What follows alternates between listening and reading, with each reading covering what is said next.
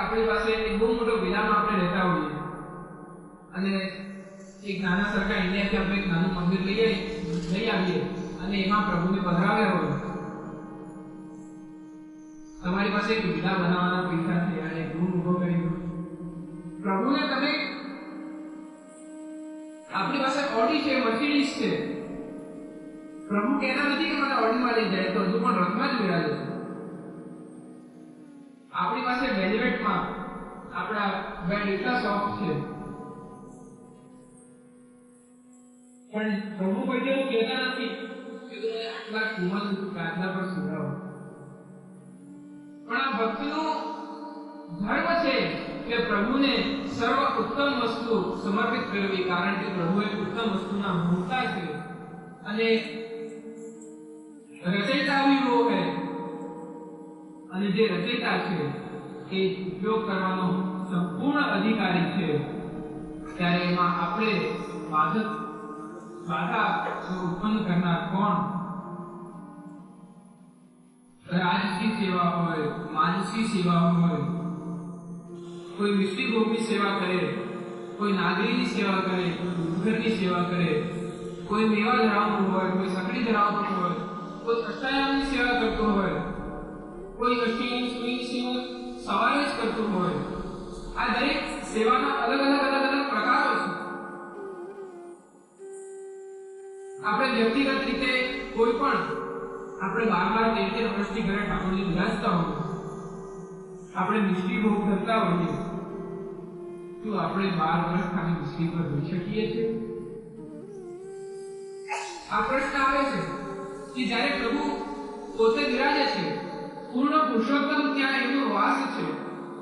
ધ્યાન રાખજો કે જ્યાં સુધી પ્રભુ સેવ્ય નથી થતા, આપણે ગુરુ પાસે પ્રભુમાં પ્રતિષ્ઠા નથી કરાવતા, ત્યાં સુધી મૂર્તિ છે. મૂર્તિ અને સ્વરૂપમાં આ જ ભેદ છે. જ્યારે મર્યાદા ભક્તિમાં મૂર્તિમાં સવારે સ્થાપન થાય, સાંજે વિસર્જન થાય છે. જ્યારે પુષ્ટિ ભક્તિમાં પ્રભુ જ્યારે સેવ્ય કર્યા ત્યાર પછી એમાં જ બિરાજી જાય છે, એ કશે જતા નથી.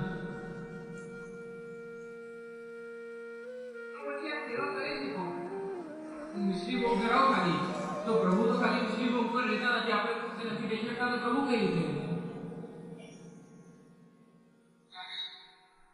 એક જણે દિવદર્શીમાં પૂછ્યું કે હું ઘરે ઠાકોરજીની સેવા કરું છું, સુનાજીના ચિત્ર બિરાજે છે, ચિત્રજી બિરાજે છે મારી પાસે, તો મહાપ્રભુજીને પણ ચિત્રજી સેવા કરીને પધરાવે.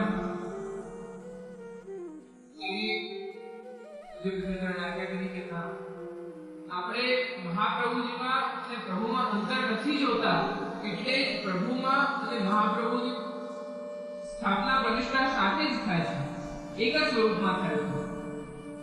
અને જે સેવા આપણે નથી કરી શકતા, મિષ્ટિ ભોગ ધરાવીએ છીએ, તો અષ્ટાયામ સમયની અષ્ટાયામ સેવા શ્રી મહાપ્રભુજી આપણી નથી કરતો. ગોપિકાઓ બિરાજી અને પ્રભુની સેવા કરી રહ્યા છે.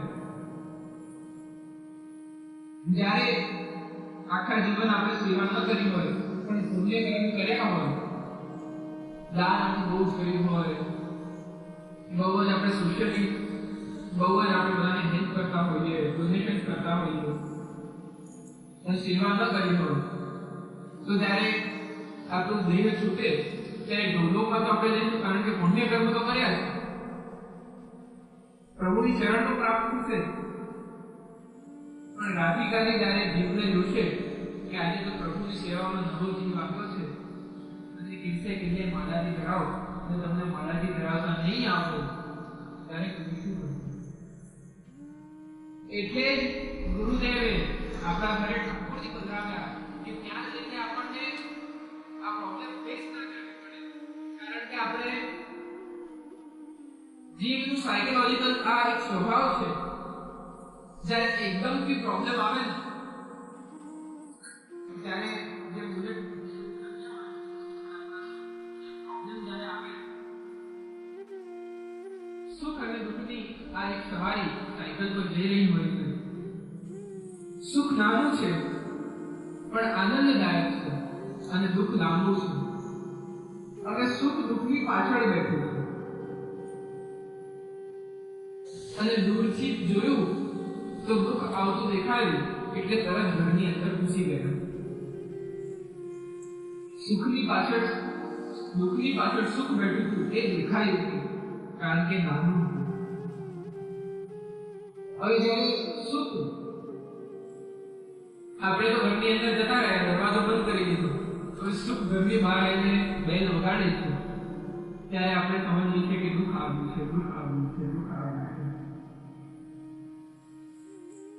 અને હોય સુખ, અને જ્યારે દુઃખ આવીને દરવાજો ખખડાવે, દસ્તક આપે, ત્યારે આપણે તરત દરવાજો ખોલીએ છીએ, અને એ જ ક્ષણથી જ્યારે આપણે જુદા પડીએ. સુખ અને દુઃખની આ સવારી. સુખ નાનું છે. જો ચા પાણી કરવી હોય ને તો સુખ સાથે કરજો, દુઃખને તો ખાલી પ્રણામ જ કરજો, કારણ કે આનંદદાયક સુખ છે. અને આનંદની અવસ્થામાં સાયકોલોજી કહે છે કે આનંદની અવસ્થામાં પ્રભુની પ્રાપ્તિ થાય છે. અને આપણા તો ગુરુદેવ આનંદ પરમાનંદ શ્રી કૃષ્ણ સ્વયં પ્રભાનિધિ જગતગુરુ શ્રીમદ વલ્લભાચાર્ય મહાપ્રભુ એ પોતે આનંદ રૂપ છે, આનંદ અંશ છે, કે પ્રભુનું, શ્રી કૃષ્ણનું, રાધિકાનું. તો જ્યારે ગુરુ જ આનંદ રૂપ છે, પરમાનંદ છે, અને ભક્ત જો આનંદી પણ નથી શકે, શંકરાચાર્યજીએ બે અવસ્થા બતાવી કે આનંદી ભવતી અને આનંદો ભવતી. આનંદી ભવતી, પહેલા આનંદો ભવતી સમજીએ તો આનંદો ભવતી આપણી પાસે બધું જ સોનાનું છે. ઘર, મોબાઈલ, દરવાજા, ખાવાના વાસણો, ટેબલ, બેડ બધું જ સોનાનું છે. ઓળવાની ચાદર, કપડા બધું જ સોનાનું. પણ એનો આનંદ ત્યાં સુધી છે જ્યાં સુધી આપણે પોતે સોનાના નથી થઈ જતા. એકવાર તમે સોનાના થઈ ગયા, તમે પણ એના જેવા થઈ ગયા. આનંદો ભવતી છે ને આનંદી ભવતી, કે બધું જ રાખવું પણ એના મય નહીં થઈ જાય. મય થવું હોય તો કેવલ કૃષ્ણમય થાઓ. અને એકવાર આપણા ભક્તિ માર્ગમાં તો ખાસ નિયમ છે કે વર્ષના 3 જે ઉત્સવ છે, મોટા ઉત્સવો, જન્માષ્ટમી, દિવાળી તો અન્નકૂટ, અને ડોર ઉત્સવ હોળી. આ 3 જો એક વૈષ્ણવ જન્માષ્ટમીનું દહીં શરીર પર ન લાગે, હોળીનું રંગ શરીર પર ન લાગે, અને અન્નકૂટની સખડી જો શરીરમાં ન જાય, ત્યાં સુધી આપણું વૈષ્ણવ અધૂરું.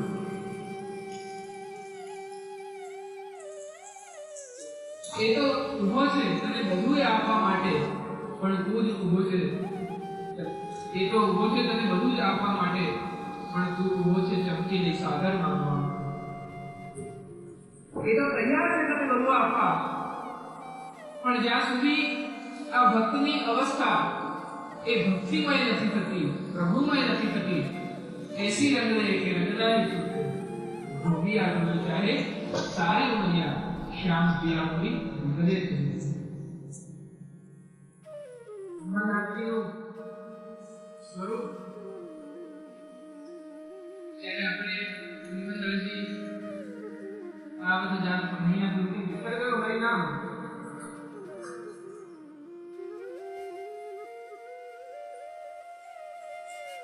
હનુમાનદાસજી, રામદાસ મુખિયાજી, કૃષ્ણદાસ અધિકારીજી, આ 3 શ્રી શ્રીનાથજીના એકદમ પ્રિય અંગત સખાઓ હતા. હનુમાનદાસજી એ પ્રભુના સખા છે. હવે યવનોનો આક્રમણ થયો તો એવા સમયમાં શ્રીનાથજીએ આજ્ઞા કરી કે મને તમે ટોંડના ગુનામાં લીધા. એક વન છે જેનું નામ ટોંડનું બન્યું છે. હવે બધી વ્યવસ્થા કરી અને પ્રભુને પધરાવવા માટે હવે કઈ સાધન નહોતું, કઈ રીતે પધરાવીએ શ્રીનાથજીને. ત્યારે કૃષ્ણદાસજીના ઘરમાં 2 ગાળો હતો, એમાં શ્રીજીને પધરાવીને અને ટોંડના બનાવવા ગયા. અને ત્યાં ગયા ત્યાંથી સ્વામીજીએ અને શ્રી ગોવર્ધન ધરણ પ્રભુએ ભોગ આરોગી અને ભોગ આરોગતા આરોગતા કુંભનદાસજીને આજ્ઞા કરી કે કુંભના કશું કીર્તન ગા. ત્યારે કુંભનદાસજીએ એક હાસ્યાસ્પદ કીર્તન ગાયું. ભાવત હે તોહી ટોંડકો બનો, કાંટા લાગે ગોખડું લાગે. હવે જંગલ કેવું હતું કે ત્યાં બહુ કાંટાઓ હતા. ગોખડુંના કાંટા આપણે વડમાં ગેરાજીની પરિક્રમા કરીએ તો એમાં આવા નાના નાના બોલ હોય છે, પણ એમાં કાંટા હોય છે ચાલુ. તો એ કાંટા એને ગોખડું કહેવાય છે. કાંટા લાગે ગોખડું લાગે, કાટક જાત વ્યહતન. આ કાંટા લાગીને અમારું તન ફાટી ગયું. પણ આ બધા જ ભગવદીઓ પ્રભુને ત્યાં સુધી લઈ ગયા. અને ત્યારે કુંભનદાસજી અંતમાં કહ્યું કે આ કેવો મ્લેચ્છ છે કે જેના કારણે પ્રભુ આપને આટલું શ્રમ પડે છે.